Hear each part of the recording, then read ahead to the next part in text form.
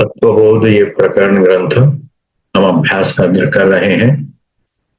पंडित मिहिर चंद्र शर्मा की भाषा टीका समेत ये सरल हिंदी में लिखी हुई है और साथ में उन मंत्रों का व्याकरण के साथ भी अभ्यास करेंगे।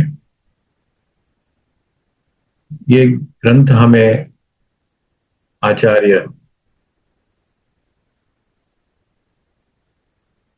परम श्रद्धेय श्री भगवत पूज्यपाद आदि शंकराचार्य के आशीर्वाद स्वरूप प्राप्त हुआ है। शांति मंत्र का पाठ करेंगे।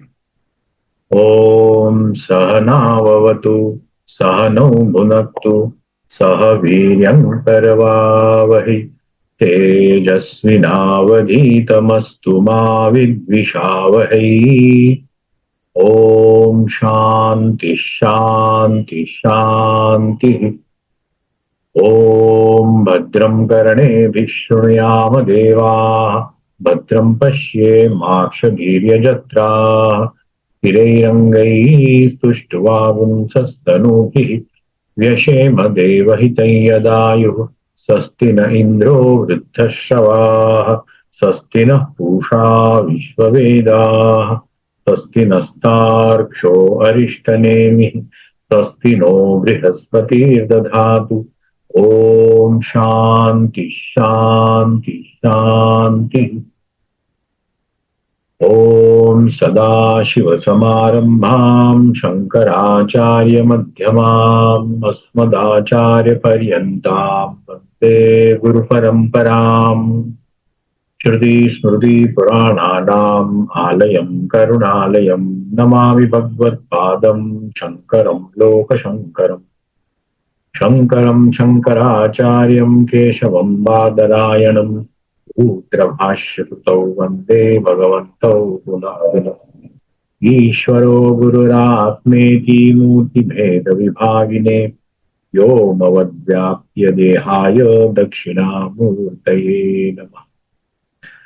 ॐ नारायणं पद्मभुवं वसिष्ठं शक्तिं च तत्पुत्रं पराशरं च व्यासं शुकं गौडपदं महान्तं गोविन्दयोगीन्द्रमथास्य शिष्यं श्रीशङ्कराचार्यमथास्य पद्मपादं च भस्तामलकं च शिष्यं तं तोटकं वार्तिककारं मन्यानस्मद्गुरुन् सन्ततमानतोऽस्मि। वासुदेवेन्द्र योगीन्द्रं नत्वा ज्ञानप्रदं गुरुं मुमुक्षूणां हितार्थाय तत्वबोधो विधीयते। ये मंगलाचरण का श्लोक है। पिछले सत्र में हमने कुछ श्लोक देखे थे। तीसरे में जहां हमने रोक दिया था हमारा सत्र, और चतुर्थ में हमने जो चालू किया था उसके बीच में कुछ श्लोक हमारे छूट गए थे अनवधान से। उनको हम फिर से यहाँ देखेंगे। यहाँ से हम आरंभ करेंगे। हालांकि इसके आगे थोड़े जा चुके हैं हम, फिर भी हम यहाँ से चालू करेंगे तो हमको मैं थोड़ा अच्छा। फोर फोल्ड क्वालिफिकेशंस यहाँ से चालू करते हैं आज का सत्र। साधन चतुष्टयम किम नित्यानित्य वस्तु विवेकः इहामुत्र फल भोग विरागः क्षमारिषट्क संपत्तिः मुमुक्षुत्वं चेति। ये चार साधनाएं हैं जो साधक के लिए, मुमुक्षु के लिए, अधिकारी गण के लिए बहुत आवश्यक है। इस श्लोक का विग्रह हम करेंगे। उसको अलग अलग, हर शब्द को हमने अलग अलग तरीके से देखा।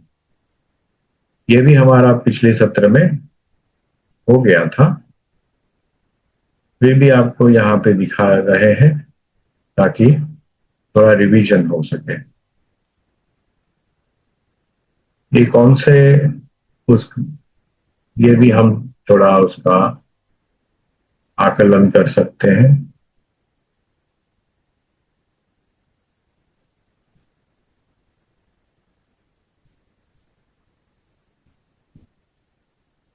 यहां हम रुक गए थे तृतीय सत्र में।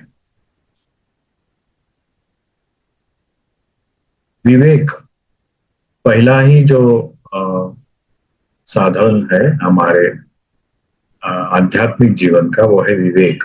नित्यानित्य वस्तु विवेक कह, नित्य वस्तु एकम ब्रह्म, तद व्यतिरिक्तम सर्वम अनित्यम, अयमेव नित्यानित्य वस्तु विवेक। इसका विग्रह हम ऐसे करें, नित्य अनित्य वस्तु विवेक कह। प्रश्न विचार पूछा जा रहा है। और ये पूरा जो तत्व विवेक ग्रंथ है, गुरु शिष्य की जो एक परंपरा हमारे सनातन धर्म में, वैदिक परंपरा में जो है, वो विथ इंक्वायरी है। शिष्य प्रश्न पूछते हैं और गुरु उसका उत्तर देते हैं। ये गुरु शिष्य परंपरा प्रश्न उत्तर के साथ ही ये इस ग्रंथ का जो स्ट्रक्चर है वो बनाया गया है।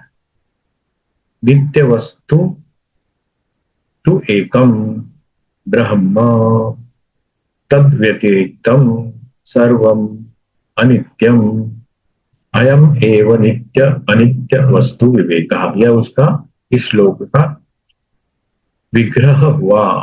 विग्रह इसलिए कहते हैं कि वो ठीक ठीक उसका आकलन हो, संधि विच्छेद किया जाता है और उसका पूर्ण ग्रहण हमारे मन में आ जाएगा।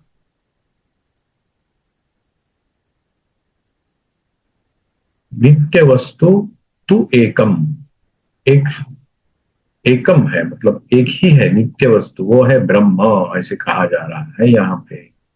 तद व्यतिरिक्तम, उस ब्रह्म के अलावा, सर्वम अनित्यम, जो कुछ भी है वो अनित्य है। इसका मतलब नित्य वस्तु ब्रह्म हुई, ब्रह्म के व्यतिरिक्त सर्वम, उसमें क्या आया, जगत जागतिक जो भी हमारे दृश्य वस्तुएं हैं जिसको हम अनुभव कर सकते हैं, वो है सर्वम अनित्यम। अनित्य है, नित्य नहीं है, क्षण भंगुर है। उसका एक निर्दिष्ट समय काल और व्यक्ति विशेष और स्थल विशेष में उसका नाश होता है या बाध होता है। अयमेव नित्य अनित्य वस्तु, ये ही नित्य और अनित्य वस्तु का विवेक है। मतलब ये हमें अपने दिमाग में, अपने मन में, हर किसी वस्तु के साथ हमारा जो तादात्म्य बनता है, तब ये विवेक करना है, क्या ये सत्य है, नित्य है या अनित्य है। क्या ये सब समय टिकने वाली है या ये कुछ समय बाद उसको ये नष्ट होने वाली। उस हिसाब से उसको ग्रहण करें या उसको छोड़ दें। विराग कह, यह स्वर्ग भोगेशु इच्छा राहित्यम, यह भोगेशु और स्वर्ग भोगेशु इच्छा राहित्यम। विराग कह, हम उसका विग्रह करते हैं, यह स्वर्ग भोगेशु इच्छा, इच्छा का न रहना, रह विराग, ये अकारांत पुल्लिंग प्रथमा का एक वचन है। कह ये किम, ये मकारांत सर्वनाम पुल्लिंग प्रथमा का एक वचन है। यह स्वर्ग भोगेशु अकारांत पुल्लिंग सत्य, यह भोगेशु स्वर्ग भोगेशु, ये दो अलग अलग शब्द है, एक साथ उसका एक समास बन गया है।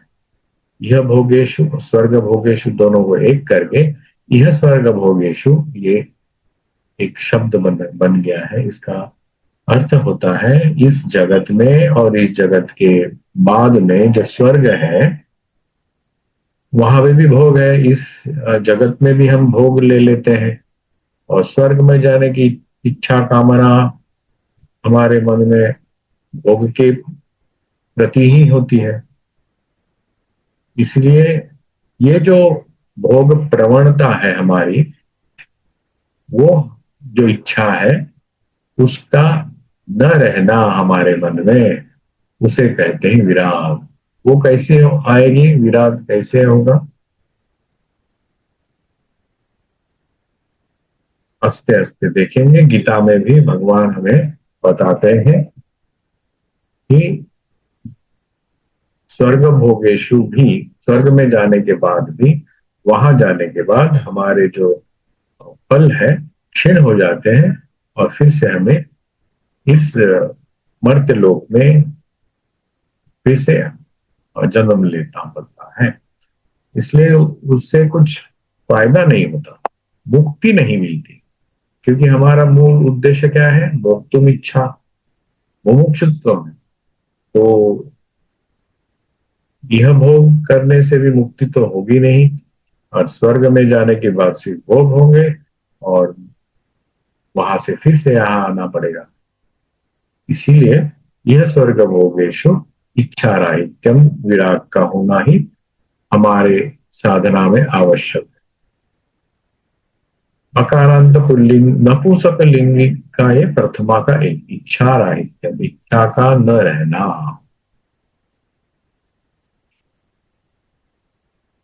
क्षमादि साधन संपत्ति का, शम दम परिति तितिक्षा श्रद्धा समाधान च इति चेति। क्षमादि साधन संपत्ति ही का प्रश्न पूछा जा रहा है कि ये साधन संपत्ति, क्षमादि साधन संपत्ति क्या क्या है? तो कहते हैं कि शमो दम उपरति स्थितिक्षा श्रद्धा समाधान चेति। ये श्लोक हुआ। इसका विग्रह हम देखते हैं अभी। शम आदि साधन संपत्ति का, शम दम उपरम तितिक्षा श्रद्धा समाधानम च इति। लेकिन जब हम एक साथ बोलेंगे तो समाधान चेति, च नैन चे, य का उच्चारण करेगा। क्योंकि वास में अनुस्वार जो है वो य के जैसे य अनुसार है, समाधान चेति ऐसा उच्चारण करेंगे तो अच्छा लगता है सुनने में। शमः दमः और उपरमः, ये अकारांत पुल्लिंगी हमारे एक वचन के शब्द है। तितिक्षा और श्रद्धा ये आकारांत स्त्रीलिंग के प्रथमा एक वचन के शब्द है। समाधानम अकारांत नपुंसकलिंगी का प्रथमा एक वचन है। इति ये दोनों अव्यय है। इसका अर्थ हुआ शम दम आदि जो साधन आपने कह रहे हैं, जो संपत्ति है, वो क्या है हमें बताइएगा। ये संपत्ति कहा गया है।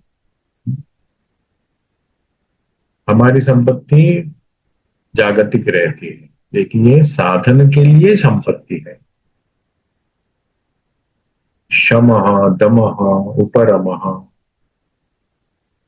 ये तीन हो गए। तितिक्षा श्रद्धा समाधान, ये तीन तीन छह हो गए। ये इसलिए षट संपत्ति कहते हैं। क्षमादि साधन संपत्ति ही षट संपत्ति छह। क्षमादि साधन संपत्ति कहा? क्षम आदि, क्षम आदि, ये थोड़ा संस्कृत का देखते हैं।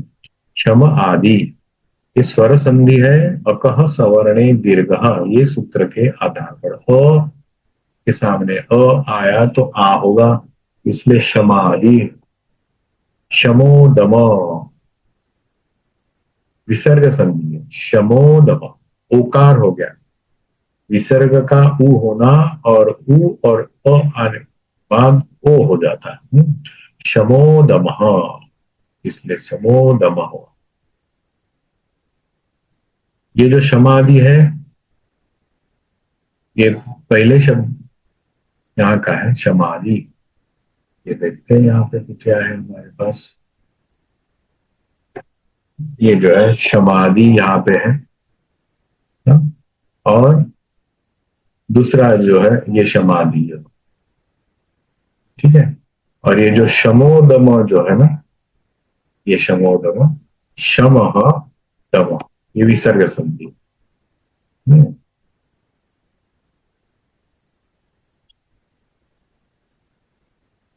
ये जब हम देखेंगे तब उसका अर्थ करने के लिए बहुत आसान हो जाता है।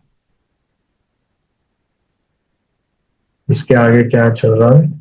दम उपरमा, दम उपरमा, ये विसर्ग संधि का लोप है। ये यहाँ पे विसर्ग का, इस विसर्ग का ओ हो गया।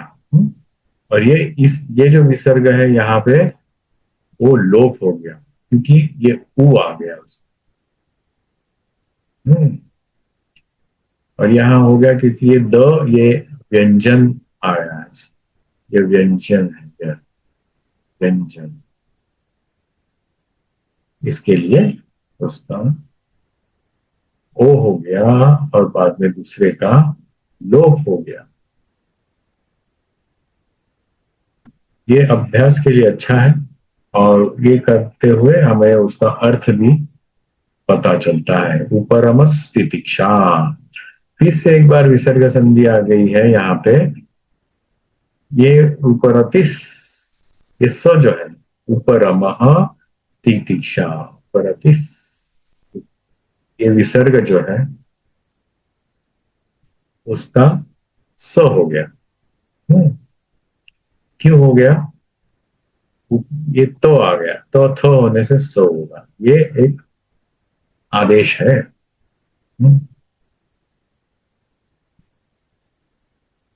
तो थ आने से उसका स होता है विसर्ग के बाद।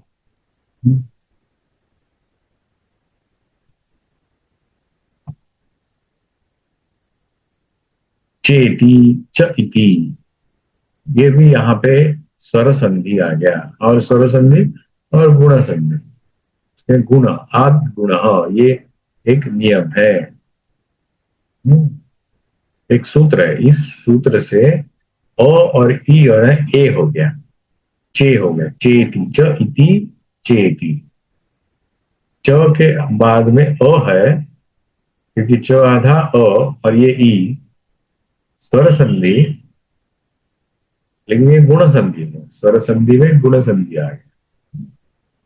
आद गुण, इस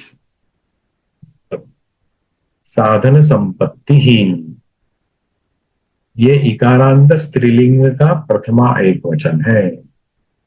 साधन संपत्तिहीन का ये मकारांत सर्वनाम स्त्रीलिंगी का प्रथमा एक वचन, प्रश्नार्थ, प्रश्नार्थ।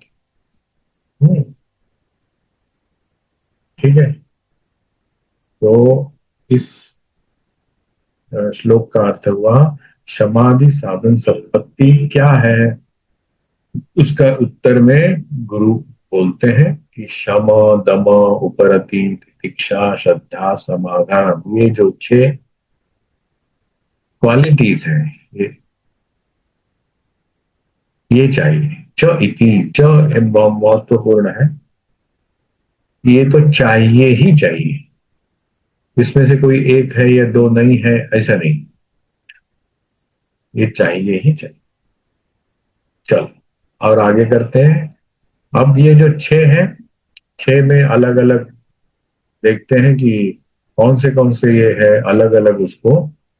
शमः कः, मनो निग्रह, मनो, मन का निग्रह शम कहा जाता है। शम ये प्रथमा एक वचन का शब्द है। कह फिर से किम सर्वनाम पुल्लिंग का प्रथमा एक वचन है।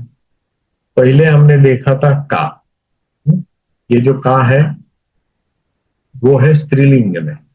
क्योंकि उसके पहले संपत्ति ही, ये इकारांत सर्वनाम है। इकारांत स्त्रीलिंग का प्रथमा एक वचन, इसलिए का, ये जो सर्वनाम है वो भी स्त्रीलिंगात्मक हो। इसलिए शमः ये पुल्लिंग है, इसलिए किम ये जो सर्वनाम है वो भी पुल्लिंग में ही होगा, उसके साथ वो मैच होगा। मनोनिग्रह कह, मनसः निग्रह, उसका विग्रह करेंगे तो मनः निग्रह, नपुंसक लिंग है ये, मनस, मनस शब्द होगा, मनस का मनसः, संबंधे षष्ठी, षष्ठी एक वचन है ये, मन का निग्रह, मनः मनसः निग्रह, ये प्रथमा एक वचन। उसका विसर्ग संधि कैसे होगा, मनसः निग्रह, विसर्ग संधि अ द मृदु व्यंजन आ गया, इसलिए अ ओ हो गया। विसर्ग के बाद न आया, ये मृदु व्यंजन है, इसलिए उसका ऊ हो गया, और ऊ अ आने के बाद उसका अ के साथ जुड़ने से वो ओ हो गया। ये एक के बाद एक अलग अलग होता है, शब्द बनते हैं, और ये इंटरेस्टिंग। आगे चलते हैं। दमः कः, चक्षुरादि बाह्येन्द्रिय, बाह्य इंद्रिय निग्रह, चक्षुरादि बाह्येन्द्रिय निग्रह, दमः कः। अभी तोड़ के उसका विग्रह करते हैं, चक्षु आदि बाह्य इंद्रिय निग्रह, चक्षुरादि, चक्षु आदि, ये भी विसर्ग संधि है, लेकिन यहां पे देखिए विसर्ग का र हुआ, दिखाई दे रहा है, इस, ये विसर्ग का यहां र हुआ, रादी हो गया रा, चक्षु, क्योंकि उकार आ गया, चक्षु का उकार और ये आदि का आ, दोनों मिलकर र हुआ। उसका एक अलग नियम है और बाद में देखा जाएगा जब बनेंगे तब, लेकिन ये आज इतना ही काम, नियम बाद में देखेंगे। बाह्य इंद्रिय, बाह्य इंद्रिय स्वर संधि है, ये य है, माने अ और ई दोनों मिलके ए हो गया, बाह्येन्द्रिय, एकार हो गया उसके ऊपर, प्रथमा एक वचन। चक्षुरादि बाह्य इंद्रिय, हमारी बाह्य इंद्रिय कितना है, 5 है। ज्ञानेन्द्रिया, जिसके कहते हैं आंख, कान, नाक, त्वचा, मुख मतलब जीभ, वो 5 इंद्रियां जो है उनका निग्रह करना है। पहले हुआ मन का निग्रह, दूसरा हुआ बाह्य इंद्र, जो बाह्य इंद्रिय बाहर जाने वाली इंद्रियां जो है, बाहर का ज्ञान लेने वाली इंद्रियां, उसको कहते हैं ज्ञानेन्द्रिय। और कहते हैं, और एक होता है कर्मेंद्रिया। उपरमः कः, स्वधर्मानुष्ठानमेव उपरमः कः, उपरम मतलब क्या है, ये चौथा ये साधन है। स्वधर्म अनुष्ठानम एवं उपरम,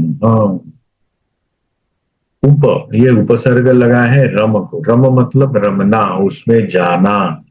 हमारी इंद्रियों का एक स्वभाव है, उनकी आदत है कि वो अपने अपने विषयों में अटैच हो जाते हैं।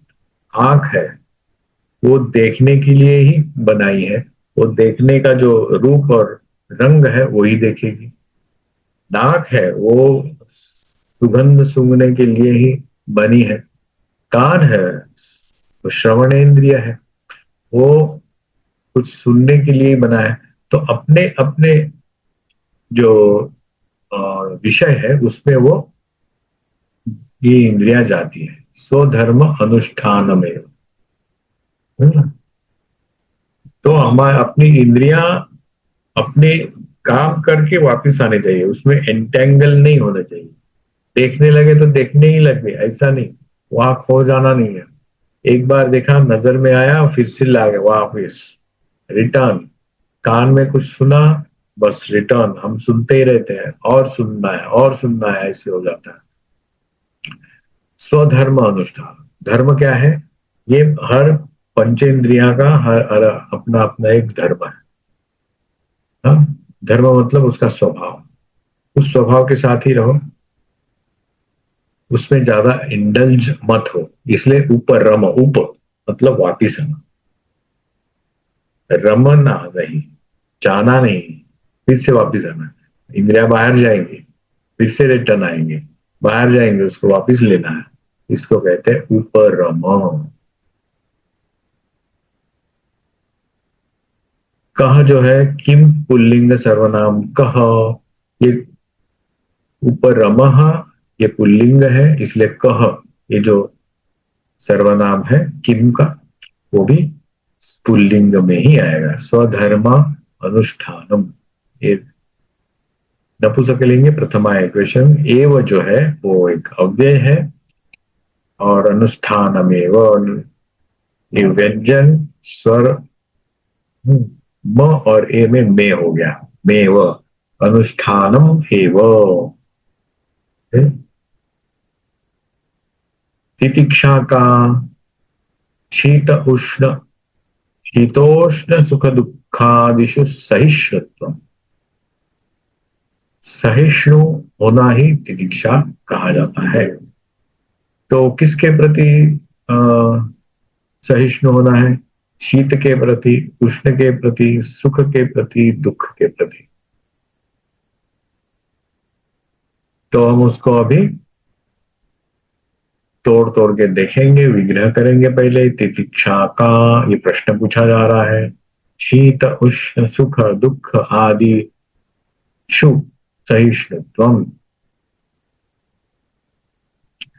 ये आदि जो है, आदिशु सहिष्णुत्वम बोला जाए, मतलब उनके प्रति, षष्ठी, उनके प्रति सहिष्णु। तितिक्षा,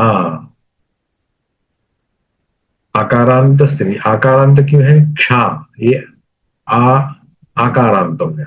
इस आकारांत होता है वो स्त्रीलिंगी प्रथमा एक वचन का। ये आकारांत सर्वनाम मैंने स्त्रीलिंग है, क्योंकि तितिक्षा स्त्रीलिंग है। शीतोष्ण, ये स्वर संधि है, गुण संधि हो गया। शीत उष्ण,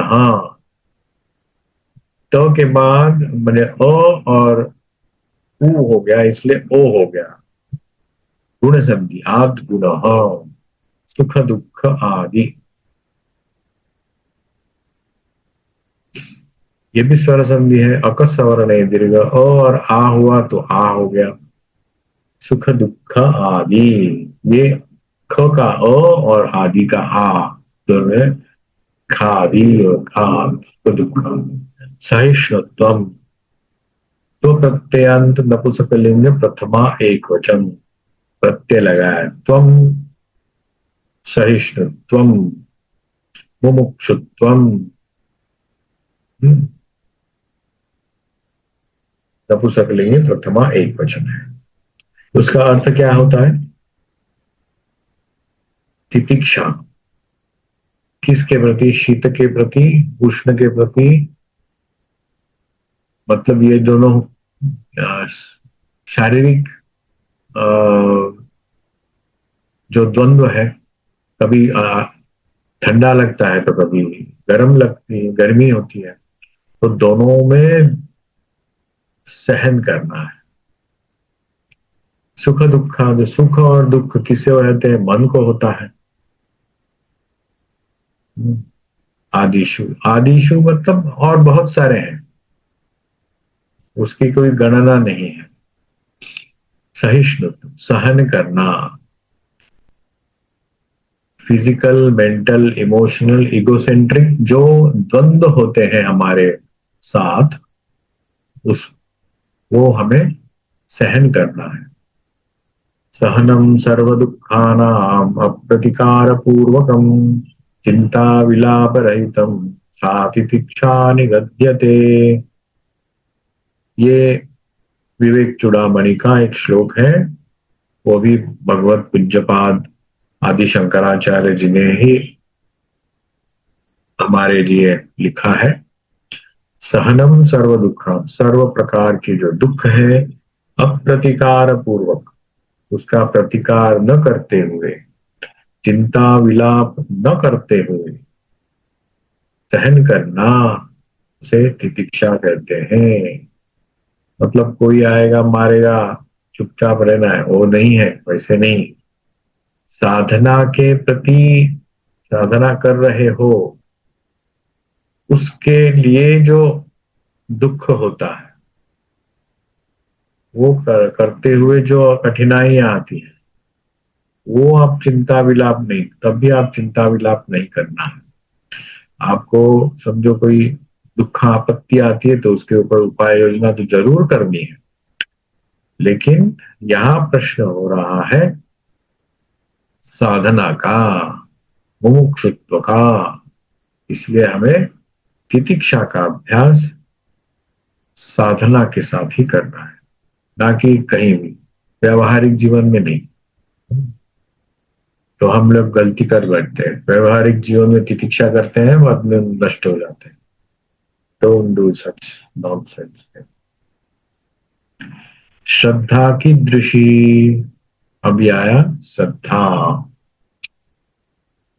वेद गुरु वेदांत वाक्यादिषु विश्वासः श्रद्धा।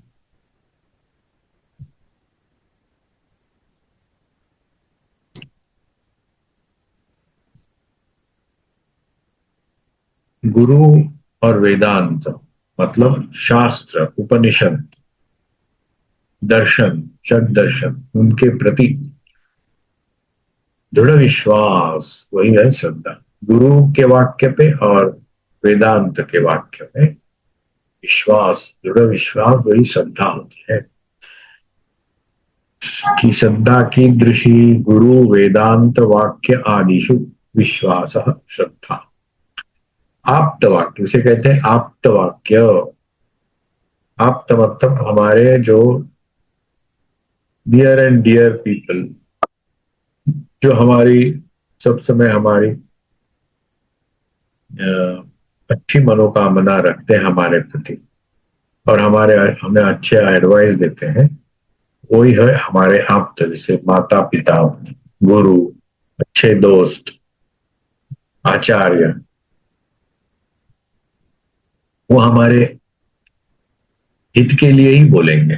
तो उनके प्रति जो, उनके वाक्यों के प्रति, उनके उपदेशों के प्रति हमारा पुरुष पूर्ण विश्वास होना चाहिए। वो और जो होता है उसे श्रद्धा कहते हैं। श्रद्धा ये आकारांत स्त्रीलिंग प्रथमा एक वचन है।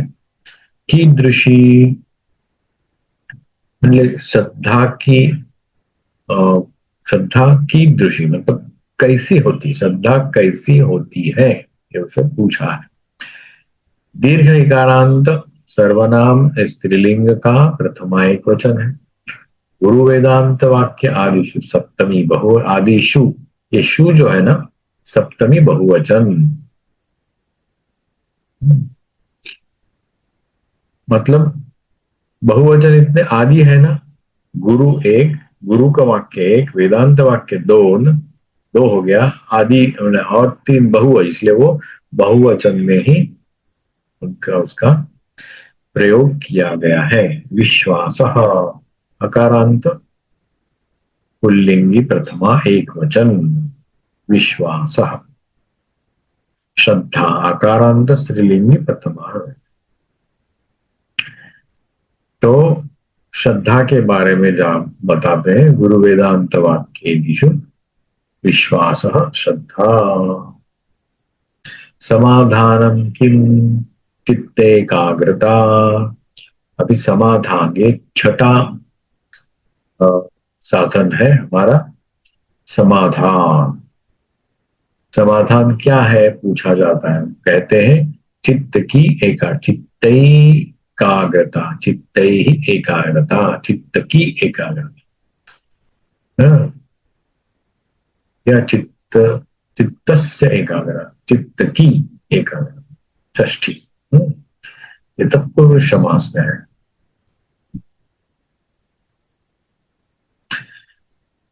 समाधानम नपुंसकलिंगी प्रथमा एकवचन। किम, ये सर्वनाम है नपुंसकलिंगी। चित्त एकाग्रता, ये ता है इसलिए आकारांत स्त्री प्रथमा है, लेकिन ये जो शब्द कैसे बना है, चित्त से एकाग्रता, चित्त की एकाग्रता। षष्ठी तत्पुरुष समास है ये।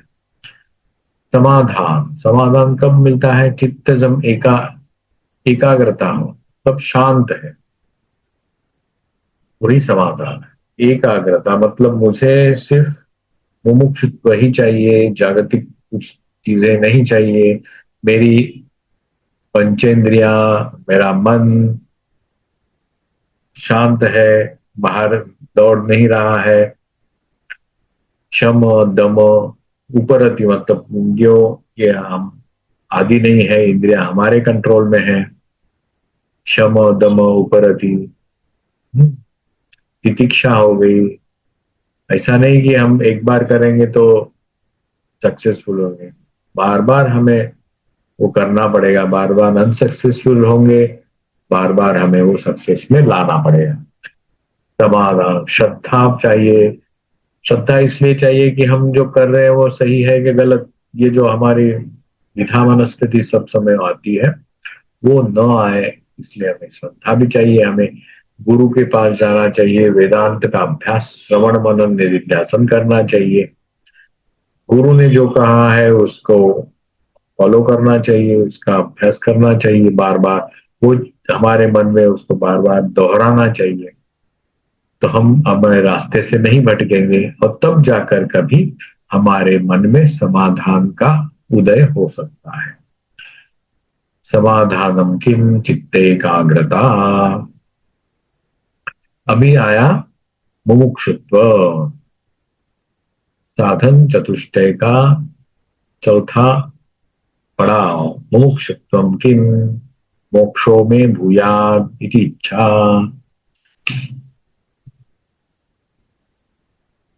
उसका विग्रह भी किया हुआ है, मुमुक्षुत्व किम, मोक्ष में भूयाद इति इच्छा। मुमुक्षुत्व ये अकारांत नपुंसकलिंगी प्रथमा एक वचन, किम नपुंसकलिंगी प्रथमा एक वचन, मोक्ष अकारांत पुल्लिंगी प्रथमा एक वचन, में अहम शब्द है षष्ठी एक वचन। अहम आवाम वयम, तो प्रथमा का ये है, प्रथमा मतलब सॉरी, में ये शब्द षष्ठी का एक वचन आ गया। में, मेरा, मुझे, मुझे रहेंगे षष्ठी। भूयाद, भू भव, ये आशीर्लिंग मतलब ऐसा हो, ऐसा ये हमारी संकल्पना, उसका प्रथमा एक वचन। ये जस्त संधि है, अगर याद, ये बाद में देखा जाएगा। ये अव्यय भी बोला जाता है। इच्छा है या प्रथमा एक वचन।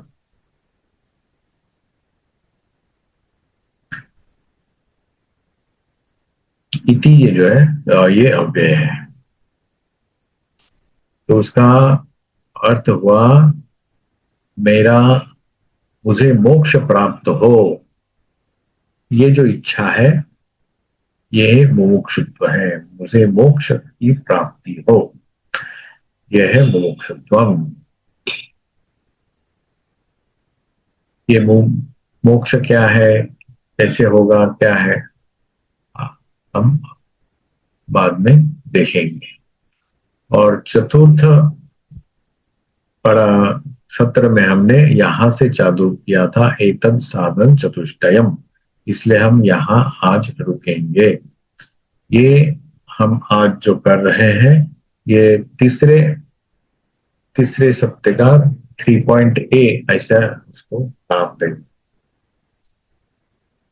तो मुमुक्षुत्वम यहाँ तक आ गया। हमने आज साधन चतुष्टय का नित्यानित्य वस्तु विवेक, यहाँ मूत्र फल भोग विराग, क्षमादि सत्क संपत्ति, मुमुक्षुत्वम, ये चार प्रकार देखें। तो आज हम अपना वक्तव्य यहीं समाप्त करते हैं। शांति मंत्र का पाठ करेंगे। ओम नमो ब्रह्मादिभ्यो ब्रह्म विद्या संप्रदाय कर्तृभ्यो वंश ऋषिभ्यो नमो गुरुभ्यः सर्वोपप्लवरहित प्रज्ञानगण प्रत्यगर्थो ब्रह्मेवाहमस्मि। श्रुति स्मृति पुराणानाम् आलयं करुणालयं नमामि भगवत्पादं शंकरं लोकशंकरम्। शंकरं शंकराचार्यं केशवं बादरायणं सूत्रभाष्यकृतौ वन्दे भगवन्तौ पुनः। ईश्वरो गुरुरात्मेति मूर्तिभेदविभागिने व्योमवद्व्याप्य देहाय दक्षिणामूर्तये नमः। श्रुतिस्मृतिपुराणानाम् आलयं नमामि भगवत्पादं शंकरं लोकशंकरम्। शंकरं शंकराचार्यं केशवं बादरायणं सूत्रभाष्यकृतौ वन्दे भगवन्तौ पुनः। हरि ओम तत्सत्, हरि ओम तत्सत्।